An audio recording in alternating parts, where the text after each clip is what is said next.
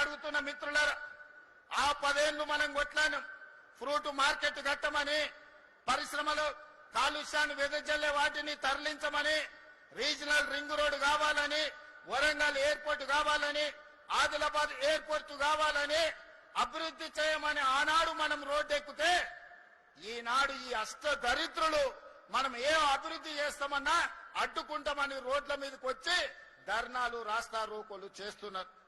మీరు ఆలోచన చేయండి. ఇట్లనే అభివృద్ధి నిరోధకులుగా మారితే ఈనాడు ప్రతిపక్ష హోదా ఉన్నది. రేపు రాబోయే రోజుల్లో ప్రతిపక్ష హోదా కాదు కదా, కారు ఎక్కడానికి కాదు, కారును దొబ్బడానికి కూడా మనిషి దొరకడు. అనుంజడి మీరు అక్కడెక్కడనో కార్ఖానాలో పోయి కారును టైర్లు లేని కార్లు మనం చూస్తాం. మనం అఫ్జల్గంజ్ ఏరియాలో పోతే అంబాసిడర్ కార్లు ఉంటాయి, దాంట్లో టైర్లు ఉండవు, రాళ్లు పెట్టి కారు నిలబెట్టి ఉంటది.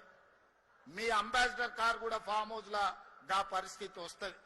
అందుకే మిత్రులారా, ఇవాళ మీ అందరి సహకారంతో మీరందరూ కలిసి వచ్చినందుకు ధైర్యంగా ఈ రోజు ఈ ఫ్రూట్ మార్కెట్ ను ఈ రోజు ప్రారంభించుకుంటున్నాం. ఇంతకు ముందే తుమ్మల నాగేశ్వరరావు గారికి సూచన చేసిన, ఇవాళ అక్కడ నీడ లేకుండా వానొచ్చినా గాలి వచ్చినా ఎండకెండి వానకు తడిసి అక్కడ అమ్ముకుంటున్న కూరగాయలు గాని, రైతులు గాని, అక్కడ ఉండే మధ్యవర్తులు గాని ఈ రోజు ఎన్నో ఇబ్బందులు ఎదుర్కొంటున్నారు. 6 నెలలు ఇక్కడ రాత్రి పగళ్ళు పని చేపించి డిసెంబర్ నుంచే ఈ ప్రాంతంలో కూరగాయలు పండ్లు అమ్ముకునే విధంగా ఇక్కడ పనులను ప్రారంభించాలి.